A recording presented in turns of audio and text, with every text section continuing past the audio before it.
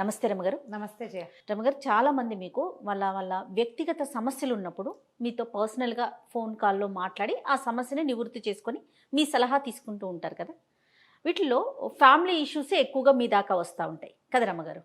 Appointments book చేసుకొని మనం ఒక నెంబర్ ఇస్తూ ఉన్నాము, అంటే అఫీషియల్గా అందరి ముందు మాట్లాడలేని విషయాన్ని పర్సనల్గా మీతో మాట్లాడి మీ సలహా సూచన తీసుకుని దాన్ని సరిదిద్దుకుంటున్నారు. ప్రతి నెల మనం చాలా కేసెస్ ఇలాంటి ఇష్యూస్ చూస్తూ ఉంటాం. ఆడపడుచుల నుంచి వచ్చే ఇష్యూస్, ఎందుకంటే నాకు కామెంట్స్లోనూ చూస్తూ ఉంటాను, మీరు హ్యాండిల్ చేసే ఇష్యూలు కూడా ఉన్నాయేమో బహుశా అనుకుంటాను. కొత్తగా పెళ్ళయి వచ్చిన అమ్మాయికి ఆడపడుచుతో ఇష్యూ, దీన్ని ఎలా హ్యాండిల్ చేయాలి, అసలు ఎలా ముందుకు వెళ్ళాలి, గొడవలు లేకుండా ఉండాలంటే ఏం చేయాలి, ఇలాంటి ప్రశ్నలు వస్తూ ఉంటాయండి. ఈ రోజుల్లో పిల్లలు లేటెస్ట్ పెళ్లిళ్ళైన పిల్లల్లో కొంచెం తక్కువే ఉన్నాయి జయ. ఫ్రెండ్లీగా ఉంటున్నారు. పాతకాలపు పద్ధతుల్లో అంటే ఇప్పుడు పెళ్ళై ఒక 15 ఏళ్ళు అయింది అని చెప్పారనుకో, వాళ్ళకి ఆడపడుచుల ఇష్యూస్ కనపడుతున్నాయి. ఈ 5-6 ఏళ్ల క్రితం 4-5 ఏళ్ల క్రితం పెళ్లిళ్ళైన వాళ్ళల్లో ఆడపడుచు ఇష్యూస్ నేను విన్నవి తక్కువే, కానీ ఉన్నాయి. అవి కూడా మనం చెప్పాలి, ప్రత్యేకంగానే ఉంటున్నాయి. సో ఇక్కడ పేర్లు మనం ప్రస్తావించట్లేదండి, జనరల్ గా అయితే ఏం చేయాలి. పర్సనల్ గా ఇష్యూ ఉన్న వాళ్ళు మీకు ఎట్లానో కాల్ చేస్తారు, మీరు పర్సనల్ గా మాట్లాడతారు. పేర్లకి ఏం చేయాలి, సార్వజనీయమైన సమస్య. ఎప్పుడు కూడా ఒక వైద్యుడు ఆపరేషన్ చేయించుకున్నట్ట కాలు మీద ఒకదో కాయ వచ్చింది, ఎంత నొప్పిగా ఉందోట. అన్ని కంతులు కోసాను, నాకంతంత నొప్పి ఏది లేదన్నట్టు. నీకు వస్తే కానీ నీకు నొప్పి తెలీదు, ఎవరిదైనా చేసేసే ఆ పడుకో ఏంటి కాసేపు ఏంటి ఏమవుతుంది అలా మాట్లాడతాం. మనకొస్తే ఆ నొప్పి తెలుస్తుంది, మనకు నొప్పి తెలుస్తుంది. కానీ ఆ నొప్పి తెలిసినా కూడా మళ్ళీ అవతల వాళ్ళ దగ్గరికి వెళ్ళేసరికల్లా అది నొప్పిగా భావించరు. ఇది ప్రత్యేకంగా ఆడవాళ్ళ స్పెషల్ క్వాలిటీ చేయాలి. మనం పురాతన కాలం నుంచి ఇప్పటికీ మనం అదే జాతి వాళ్ళం అయినప్పటికీ నిష్కర్షగా మాట్లాడుకోవాల్సిందే ఇందులో. ఇది స్త్రీల ప్రత్యేకత. వీళ్ళకి ఎప్పటికీ నా కూతురు కోడలు ఒకటే అని అనిపించదు. అందులో నువ్వు నేను కూడా ఇది కాదు చేయ. పెద్దవాళ్ళు అయ్యే కొందికి ఏ పని చేయని తన కూతురు, ఏ బాధ్యత లేని తన కూతురు తనకు ఓకే. తప్పు కాదు, తప్పో ఒప్పో ఓకే, నా కూతురు కాబట్టి నేను యాక్సెప్ట్ చేసి ఉంచుకుంటా. దాన్ని ఏమన్నది వెందు. కోడలు మాత్రం గీతలు దాటకూడదు, వినేయాలి, మాట వినాలి. తన మొగుడు కొడుకు మాట వినాలి, తన మాట వినాలి. ఒద్దిగ్గా ఉండాలి, బుద్ధిగా ఉండాలి, డబ్బులు అధికంగా ఖర్చు పెట్టకూడదు, పుట్టింటికి అతిగా వెళ్ళిపోకూడదు, ఎక్కడికి తన పర్మిషన్ లేకుండా ఏమీ చేయకూడదు, తన కన్నుసన్నల్లోనే ఉండాలి. అదే తన కూతురు అత్తవారింటికి వెళ్ళకపోయినా ఓకే, అత్తారింట్లో పని చేయకపోయినా ఓకే, మొగుడితో సరిగా ఉండకపోయినా ఓకే, మొగుడిని కాలు కింద కుక్కం చేసినా ఓకే, చేయాలని కూడా కోరుకుంటాడు. ఇదే పాయింట్ నా కోడళ్ళ విషయంలో నేను ఎందుకు అనుకోను అని ఏ ఆడ మనిషి ఆలోచించదు. లోక సహజంగా అయిపోయింది కదా రమ్మగారు, చాలా లోక సహజంగా అయిపోయింది. మా పిల్ల అత్తారింటికి వెళ్ళదు, కోడలు మాత్రం మా ఇంట్లో పని చేయాలి. మా పిల్ల అత్తారింట్లో కష్టపడలేదు, దాన్ని వేరే కాపురం పెట్టాలి. కూతుర్ని తన ఇంటి దగ్గరే ఉంచుకోవాలి, తనతోటే ఉంచుకోవాలి, తనే చూసుకోవాలి. కూతురు పిల్లలకి తనే ఇంపార్టెంట్గా ఉండాలి.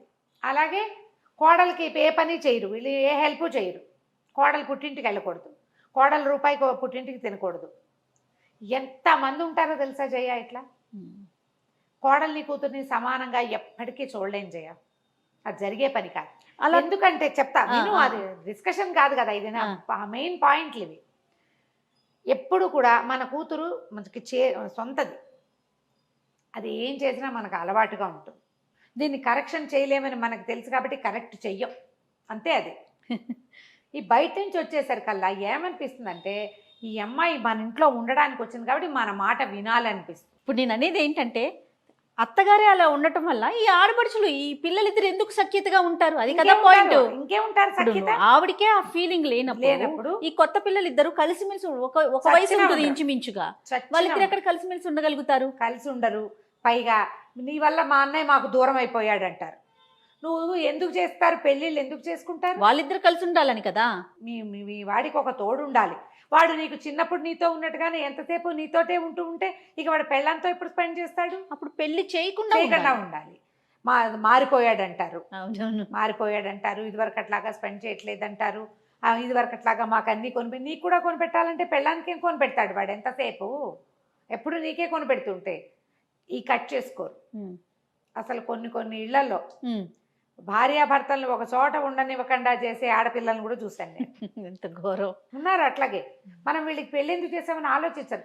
తల్లుల దగ్గర ఉంది కదా ఇది. తర్వాత రమ్మగారు వాళ్ళ పిల్లలకి ఈ అబ్బాయి ఎక్కువ ప్రయారిటీ ఇవ్వాలి, పూర్తిగా తనే చూసేసుకోవాలి. మావయ్యే ఆడపిల్లల పిల్లల్ని సమస్తము జరపాలి, అన్ని జరగాలి. అతని పిల్లలు వస్తే వీళ్ళేం చూడరు. తుమ్మినా తగ్గినా కూడా మావికే, మళ్ళీ ఉన్న అత్తతో సంబంధం ఉండదు. ఇలాంటి లక్షణాలు కనపడతాయి. ఇవన్నీ ఏంటంటే టేకెన్ గ్రాంటెడ్గా చేసుకోవటం ఒకటి, యాక్సెప్టెన్సీ లేకపోవటం రెండోది. తల్లి పెద్ద ఆవిడ ఉంది చూసావా, ఆవిడ సపోర్ట్ చేయటం. ఆవిడ ఆ తల్లులు పెద్దవాళ్ళు అయ్యాక నేను ఇలాగే బయట ఇంటి నుంచి వచ్చాను, నా పిల్ల ఇలాగే బయట ఇంటికి వెళ్ళింది, ఈ అమ్మాయి కూడా మన ఇంటికి అలాగే వచ్చింది, మనం కావాలని తెచ్చుకున్నాం, రేపు మన లైఫ్ ఇదే అన్న జ్ఞప్తి ఉండదు. ఆడపిల్లలకి విపరీతంగా ఇంపార్టెన్స్ ఇస్తారు. వాళ్ళకి వేరే ఇల్లు మారిపోతుంది. నేను ఇంకోటి కొత్తగా వింటుంటాను రమ్మగారు, ఏమనమా అక్కడ అది ఏడ్ చేస్తుంది, తల్లి అనేస్తా ఉంటుందండి. ఏడ్ చేస్తుందని ఈవిడే ముందు హింట్ ఇచ్చేస్తుంది అనమాట. ఓహో ఏడవాలా అని తను తెలుసుకోవటం, ఏడ్ చేసిద్దేమోనని అన్నయ్యో తమ్ముడో ఫీల్ అయిపోవటం, ఎప్పుడు ఊరుకోవటం. అవునవును, ఎంత మాట పడితే అంత మాట అనేయొచ్చు. కానీ ఆ అమ్మాయిని బాగా చూసుకోవాలని తల్లి ఎప్పుడు కొడుకు చెప్పదు. అంతేగాని నువ్వు అన్నయ్యతో సరిగ్గా ఉండు అని చెప్పదు. ఈ అన్నయ్యతో వదినతో బాగుండు అని చెప్పని తల్లుల సంఖ్య విపరీతంగా ఉంది జయ. అవునండి. నువ్వు ఇట్లా బిహేవ్ చేస్తే ఎట్లా, ఇది తప్పు కదా, నువ్వు రేపొద్దున పెళ్లి చేసుకుని ఎట్లా అడ్జస్ట్ అవుతావు, ఇలా ఎందుకు బిహేవ్ చేస్తావు అని ఆడపిల్లల్ని కరెక్ట్ చేయరు. మన పిల్ల ఎలాంటి డ్రెస్ వేసుకున్నా ఓకే, దాని ఇష్టం, దాని ఆఫీసు. కోడలు మాత్రం ఒద్దిగ్గా ఉండాలి. మన పిల్ల మొగుడిని పేరు పెట్టి పిలుస్తుంది, కోడలు పేరు పెట్టి పిలవకూడదు. అవి కూడా నేను చెప్తున్నాక, మన అమ్మాయి మన ఇంట్లోనే ఉండాలి, మన కోడలు పుట్టింటికి వెళ్ళకూడదు. మన ఆడపిల్లలు ఎప్పుడు పండగలకి మన ఇంటికి వస్తారు, కోడలికి పుట్టిల్లు ఉండకూడదు. కోడలు కూడా వీళ్ళతో వాళ్ళు వస్తారు, నువ్వు వెళ్ళిపోతే ఇట్లా వదినతో సరదాగా ఉండాలనుకున్నావు అంటారు వాళ్ళు. వదినతో వాళ్ళే స్పెండ్ చేయడానికి అత్తారిల్లు వదిలి పుట్టింటికి వస్తారు. మరి వదిన ఎప్పుడు పుట్టింటికి వెళ్తుంది, ఈ ఆలోచన ఉండదు. చచ్చిన ఆలోచించరు. ఏ పండగలకి పుట్టిళ్ళకి రాని ఆడపిల్లలు కోకొల్లలుగా ఉంటారు, ఎందుకంటే ఆడపడుచులు వస్తారు కాబట్టి. ఇప్పుడు కొంచెం తగ్గింది, ఎందుకంటే ఈ ఆడపిల్లలు కోడళ్ళు కూడా ఒకే రకంగా చదువుకుంటున్నారు. చదువుకోవటం పైగా ఇంకో కొన్ని చోట్ల కొన్ని రకాలు. ఇంకోటి ఏం చూస్తున్నామంటే, అమ్మాయిలు పెద్దవాళ్ళు, అబ్బాయిలు చిన్నవాళ్ళు అనుకో. అమ్మాయిలు పెళ్ళిళ్ళు అయిపోయి వాళ్ళకి అంతంత పిల్లలు అయ్యాక మగపిల్లలు పెళ్ళిళ్ళు అవుతాయి. ఇక వీళ్ళ మీద ఆ పెళ్ళిళ్ళు అయిపోయిన అక్కల రోపు అంతా ఇంత కాదు, ఈ కొత్తగా వచ్చిన కోడళ్ళ మీద. ఆల్రెడీ అంతా ఇంత అయిపోయిన మేనల్లులని మేనకోడళ్ళని ఎత్తుకోవడం పెంచుకోవడం అన్నీ మావేలే చేస్తారు. సరదా కూడా ఉంటుంది కదా. ఇప్పుడు తనకి పెళ్లి కానంతసేపు సరదా ఉంటుందండి, తనకంటూ సంతానం కలిగితే పిల్లలు పుట్టాక కూడా ఆ టాప్ ప్రయారిటీ ఆ పిల్లలకే ఇవ్వాలని. ఇలాంటి సమస్యలతోటే ఈ ప్రాబ్లమ్స్ వస్తాయి జయ. ఇంటికి పెద్దవాళ్ళు ఒక మగపిల్లాడికి పెళ్లి చేసేటప్పుడు ఇవి మాట్లాడుకోవాలి. వదినొస్తే అన్నయ్య వేరైపోతాడు అని చెప్పడం కాదు, అన్నయ్య కూడా ఒక లైఫ్ వాడి సెపరేట్ది స్టార్ట్ అవుతుంది అని చెప్పాలి. నువ్వు వీళ్ళతో బాగా ఉంటే రేపు నీకు జరుగుతుంది బాగా అని చెప్పాలి. వదినతో ఫ్రెండ్షిప్ చేస్తేనే రేపొద్దున అన్నయ్య నీతో ఉంటాడని చెప్పాలి. ఖచ్చితంగా చెప్పాలండి. ఈ చెప్పకుండా దాన్ని కంట్రోల్ చేయాలని చూస్తారు. కొన్నాళ్ళకైనా ఓ 10 ఏళ్లకో 15 ఏళ్లకో ఆ అన్నయ్య పిల్లలు పెరుగుతారు, ఆటోమేటిక్గా వదిన సంసారం వదిన చేతిలోకి వెళ్ళిపోతుందని గ్రహించుకోకపోతే ఎట్లా? ఒకే ఊళ్ళో అక్కలు అక్క చెల్లెళ్ళు అన్నదమ్ములు ఉన్నారనుకో, రోజు సాయంత్రం వేసరికి అక్కింటికో చెల్లింటికో వెళ్ళిపోతుంటాడు అబ్బాయి, పెళ్ళాన్ని ఇంట్లో వదిలేసి. లేకపోతే మా అక్కింటికి వెళ్దాం, లేదా మా చెల్లింటికి వెళ్దాం. ఇక వేరే ప్రపంచంలో లేనిట్టు వాళ్ళకి ఎందుకు వెళ్ళాలని అనుకుంటారు వీళ్ళు. పెళ్ళికాక ముందంతా వెళ్ళా, ఇప్పుడు వెళ్ళకపోతే బాగుండదంటారు. ఈ అక్కో చెల్ల ఒరే రోజు మా వెనకాల తిరుగుతా వెంటనే మీ ఆమె చూసుకుని సినిమాకి వెళ్ళి చికారుకి వెళ్ళి అని చెప్పరు. వాడు 2-3 రోజులు రాకపోయాడంటే ఇంకేముంది మార్చేసింది అంటారు. మన మొగుళ్ళు మనతో ఉండాలి, మన తమ్ముడు కూడా మనతోటే ఉండాలి. ఎంత అన్యాయం కదా, ఎంత సెల్ఫిష్నెస్ చేయాలి. మరి మారాలి కదా. ప్రజలు ఆడవాళ్ళు దీని మీద ఆలోచించాలి, ఖచ్చితంగా ఆలోచించుకోవాలి. ఇంకా ఉన్నాయి. తమ్ముడు ఫారిన్ వెళ్ళాడు అనుకో, ఎక్కడికో వెళ్ళాడు, అక్కయ్యో చెల్లో కూడా అక్కడికి వెళ్ళి సేమ్ ప్లేసు ఆ పక్క ఇళ్లలోనే ఉండాలి. మా అమ్మాయి మా అబ్బాయి ఒకచోటే ఉండాలని కోరుకుంటారు తల్లిదండ్రులు. అది కోడలు ఛాయిస్ లేదు. ఇంకా ఆ అమ్మాయికి తన జీవితం ఎలా ఉంచుకోవాలి, తన భర్త తను ఎక్కడ ఉండాలి, అవేం ఆలోచన లేవు. ఆవిడ నువ్వు అక్కతోటే ఉండాలి, లేదా నువ్వు చెల్లితోటే ఉండాలి. చెల్లిని పైకి తీసుకురావాలి, చెల్లిని నీ దగ్గరే ఉంచుకోవాలి. చూసుకోవద్దా? చూసుకోవాలంటే పక్కింట్లో ఉండాలి. ఒక్కింట్లోనే ఉండాలనే వాళ్ళు కూడా ఉన్నారు. ఇక ఎవడు వాడు బతకడు, వీళ్ళు బతకరు. కొన్నాళ్ళకి తగాదాలు. ఇదివరకు కొట్టు చచ్చినా కలిసి ఉండేవాళ్ళమ్మా. ఈ రోజున కలిసి ఉండే రోజు కాదు. ఏ పోట్లాట వచ్చినా, ఏ తగాదా వచ్చినా, ఏ సహించలేని తనం వచ్చినా తెంపుకుపోయే అవకాశాలు కనపడుతున్నాయి. అన్నా చెల్లి తెంపుపోరు, మొగుడు పెళ్ళని తెంపుపోతారు కదా. మరి ఇప్పుడు అమ్మ మన కర్మ ఏంటంటే అన్నా చెల్లి తెంపుకు పోయే వాళ్ళు కూడా కనపడుతున్నారు. అవునండి, చూస్తూ ఉన్నా. మాట్లాడరు, అన్నయ్య తమ అన్నలు అక్క చెల్లెలు అన్నదమ్ములు మాట్లాడుకోరు, సంవత్సరాల తరబడి కలవరు, ఏ హెల్ప్ చెయ్యరు. చిన్న చిన్న విషయాలకి మొదలుపెట్టి చిలికి చిలికి గాలివాన చేసి రక్త సంబంధాన్ని తెంచేసుకుంటారు. ఆ పెళ్ళామే దేవత అనుకుంటారో మరి ఏమనుకుంటారో తెలియదు. ఆడవాళ్ళ పాత్ర ఎక్కువగా ఉంటుంది ఇందులో, తెంచేయటంలో మగవాళ్ళ పాత్ర కంటే వాళ్ళ పెళ్ళాల పాత్ర ఎక్కువ ఉంటుంది. ఇటువైపు విషయంలో మొగుళ్ళ పాత్ర ఎక్కువగా ఉంటుంది. వీళ్ళు కాకపోతే నాకెవరు అన్న ఊహ అసలు చేయనే చేయరు. నువ్వు ఎక్కువగా కలిసి ఉండకూడదు, తెంపేసుకోకూడదు. అన్నదమ్ములు అక్క చెల్లెళ్ళు కలిసి ఉండాలి, కలుస్తూ ఉండాలి, అంతేగాని కలిసే ఉంటామని అనకూడదు. ప్రతిదానికి ఒక బ్యారికేడు, ఒక హద్దు, ఒక లైన్ ఉండాలి. ఆ లైన్స్ దాటకూడదు. ఈ రోజునంతా ఎడ్యుకేటెడ్ సమాజమే ఉంది. పల్లెటూళ్ళలో కూడా ఎంతో కొంత చదువుకున్నారమ్మా. చదువుకోకుండా 10th 9th తోటి ఆపేసే ఆడపిల్లలు లేరు, మగపిల్లలు లేరు. అవును అవును. మనం ఎందుకు ఆలోచించాం? మానవ సంబంధాలు విస్తరించుకోవాలి కదా, విస్తరించాలా? ఖచ్చితంగా అండి. మరి అందుకోసమే మనం పెళ్ళిళ్ళు చేసుకుంటున్నాం కదా. లేకపోతే మన పిల్లనో మన ఇంట్లోనే మనం ఎందుకు ఉంచుకోవట్లా? పై పిల్లని తెచ్చి దాన్ని మన కంట్రోల్లో ఉంచుకోవాలంటే నీ కంట్రోల్ ఏమిటి? భర్తకి కంట్రోల్ ఉంటుంది. నువ్వు స్నేహంగా ఉండాలి. ఆడపడుచులు ఆ వదినలతోటి స్నేహంగా ఉండాలి. కంట్రోల్ ఉంచుకుంటామంటే కష్టం కాదు. ఈ కాలంలో అది కుదిరే వ్యవహారం కాదు. ఏముంది, అప్పుడు అన్నదమ్ముల డివోర్స్కి అక్క చెల్లెళ్ళే కారణం అవుతారమ్మా. అంతే కదా. మా ఆడపడుచు వాళ్ళు, నేను కొన్ని కేసులు విన్నాను చేయ. అంటే ఇప్పుడు మనం సాల్వ్ చేసిన కేసులు కాదు, చుట్టుపక్కల ఫ్రెండ్స్లో ఎవరైనా ఊరికే మన మెసెంజర్లో మెసేజ్ పెడతారు, మా ఆయన చాలా మంచివాడండి, మా ఆడపడుచులతోటి చిక్కంతా. అవును. నా బట్టలు వాళ్ళే సెలెక్ట్ చేస్తారు, నా నగలు వాళ్ళే, నేనేం పెట్టుకోవాలో వాళ్ళే చెప్తారు. నాకు బ్యాండ్ మేళం బట్టలు ఇష్టం ఉండవు. ఒక అమ్మాయి కంప్లైంట్ ఇది మెసెంజర్లో పెట్టిన అమ్మాయి, ఒకే రకం బట్టలు వేసుకోవడం నాకు ఇష్టం ఉండదండి. మా చెల్లి నేను ఒకే రకం బట్టలు ఏనాడు వేసుకోవాలి. మా అత్తారింట్లో ఏ ఫంక్షన్ అయినా మా ఆడపడుచులు ఇద్దరు మేము ముగ్గురం ఒకే బట్టలు వేసుకోవాలని వాళ్ళ రూల్. ఒకే రకం చీరలు కట్టుకోవాలి, ఒకే రకం నగలు పెట్టుకోవాలి. అది ఎప్పుడైనా వన్స్ ఇన్ ఏ వైల్ బాగుంటుంది.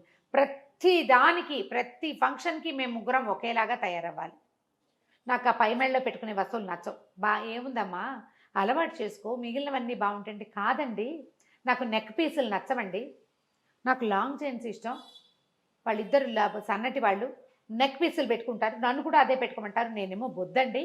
అమ్మాయి చూడు ఎంత బాధపడుతూ ఉంటుంది, ఎంత అసహ్యంగా కనపడతానో. ఫోటో చూస్తే నా ఫోటో వచ్చి నేను పందిలో ఉన్నాను, ఇలా రాసిందమ్మా అమ్మాయి, పాపం నిజంగా చెప్పైనా అని అడిగా నేను. చెప్పమంది, అందుకే ఈ వాక్యం చెప్తున్నానమ్మా. కొన్ని విషయాలు ఇది ఎవరికైనా చెప్పచ్చా అని అడిగి మరీ చెప్తాను నేను. అంతే కదా, పర్సనల్ కదా రమ్మగారు. పర్సనల్. నేను లావుగా కనపడతానండి, నాకు అస్సలు నచ్చదు. తన వేషధారణ కూడా వాళ్ళే డిసైడ్ చేస్తే ఇంకెట్లా రమ్మగారు, ఎట్లా బతుకుతారు? మరీ టూ మచ్ కాదు. నాకు నచ్చదు. చిన్నప్పుడు కూడా పై మేళ్ళలో గొలుసు పెట్టుకోలేదండి నేను. ఇప్పుడు ఎప్పుడు నేను నెక్ పీసులు పెట్టుకోవాల్సి వస్తుంది. నాకు అస్సలు నచ్చదు. నేను లావుగా కనపడతాను. నేను అంత లావు కాదండి, కానీ నాకు నా మెడకి సూట్ కాదా, తనకి నచ్చదు, ఇంకంతే. సరే, మీరు అన్నట్టు ఎప్పుడైనా ఒకసారి ఓకే, ప్రతిసారి బ్యాండ్ మాలం లాగా మొత్తం ఒకటే ఫంక్షన్ పోని అందరికి గుర్తుగా మేమేం తెలియాలంటే అలా కాదండి. ఎవరింటికి ఫంక్షన్లకు వెళ్ళినా అందరం రెడ్ కట్టుకుందాం, అందరం గ్రీన్ కట్టుకుందాం, అందరం ఇదే పెట్టుకుందాం. వస్తువులు, బంగారు వస్తువులు కూడా బాగా చేయించారట అత్తవారు.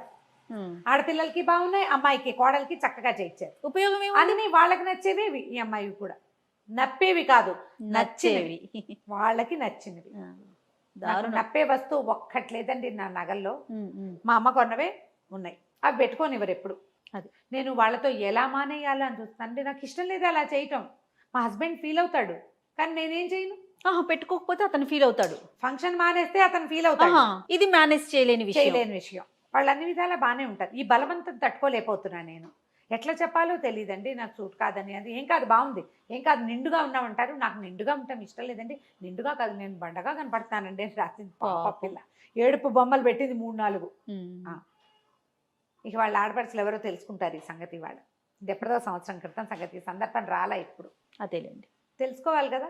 తప్పు కదా రమ్మగారు, తప్పు కదా. మరి తన ఇష్టాలు వాళ్ళు ఉండని వాళ్ళు కదా. కనీసం కొన్నిసార్లు అయినా ఏదో ఒక సందర్భంలో ఇప్పుడు బయటికి వెళ్ళేటప్పుడు ఇంకొంచెం ఎక్కువ రెడీ అవుతారు కొంతమంది, ఏదో అందంగా సహజం కదా ఇవన్నీ.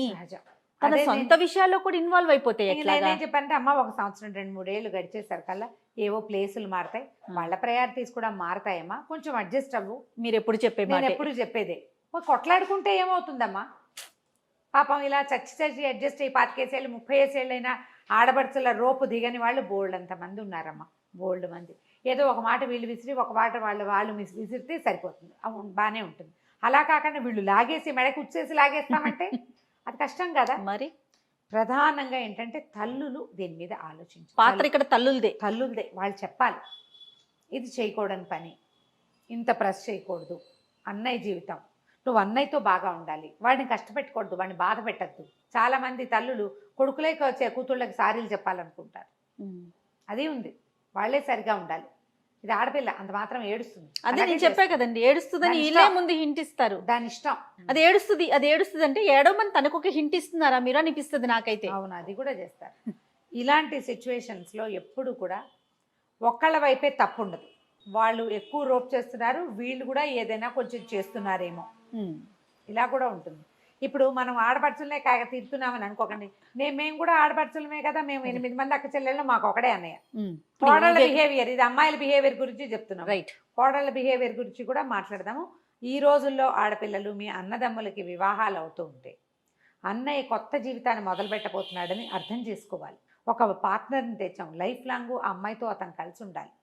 ఆ అమ్మాయి మీ అమ్మా నాన్నల్ని కాచుకోవాలి, మిమ్మల్ని ముద్దుగా ముచ్చటగా చూసుకోవాలి. రేపు పొద్దున మంచి చెడు చేయాల్సిందే ఆ అమ్మాయే చేయాలి. కాబట్టి మీరు వచ్చిన అమ్మాయిని చక్కగా చూసుకోండి, మీరు అన్నట్టు ఫ్రెండ్లీగా.